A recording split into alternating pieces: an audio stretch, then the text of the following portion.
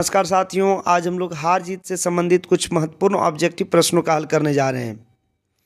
तो पहला प्रश्न है, अशोक वाजपेयी का मूल निवास स्थान कहाँ था? सागर, मध्य प्रदेश। अगला प्रश्न है, किसकी विजय हुई? सेना की कि नागरिकों की? यह पंक्ति किस पाठ से ली हुई है? तो हार जीत से। कहीं नहीं वहीं कविता संग्रह किसके द्वारा रचित है? तो ये हो जाएगा अशोक वाजपेयी। अशोक वाजपेयी ने कौन सी कविता लिखी है? तो हार जीत।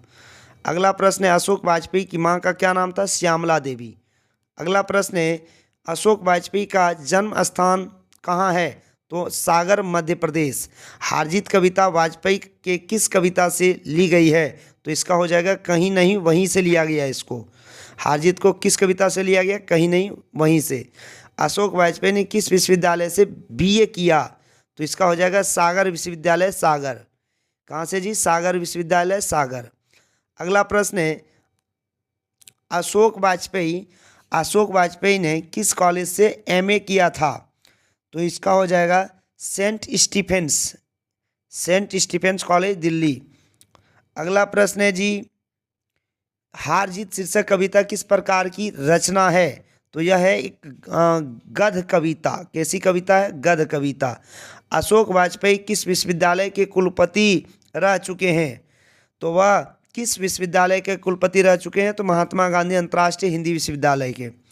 अगला प्रश्न है, हारजीत कविता में उत्सव कौन मना रहा है? आम आदमी, विपक्षी दल, शासक दल, इनमें से कोई नहीं। तो हो जाएगा शासक दल। हारजीत कैसी कविता है? व्यंग कविता या गद्य कविता? तो सही हो जाएगा गद्य कविता। अगला प्रश्न है, हारजीत कविता में किसका प्रश्न उठाया गया? जीत का, हार का, हार और जीत का? तो सही हो जाएगा हार का। किसका? हार का। अगला, अशोक वाजपेयी जी ने कहाँ रहकर स्वतंत्र लेखन किया? तो इसका हो जाएगा दिल्ली में रहकर उन्होंने स्वतंत्र लेखन किया। अगला प्रश्न है जी, कौन सी रचना अशोक वाजपेयी की है? कौन सी रचना अशोक वाजपेयी जी की है? तो उम्मीद का दूसरा नाम। एक पतंग अनंत में किसकी रचना है? अशोक वाजपेयी की। किसकी रचना है? अशोक वाजपेयी की। अगला कहता, कौन काव्य संग्रह अशोक वाजपेयी द्वारा रचित नहीं है? कहता, निम्नलिखित में से कौन सा ऐसा कविता है, काव्य संग्रह है, जो अशोक वाजपेयी ने नहीं लिखा है? तो सही हो जाएगा गंगा तट।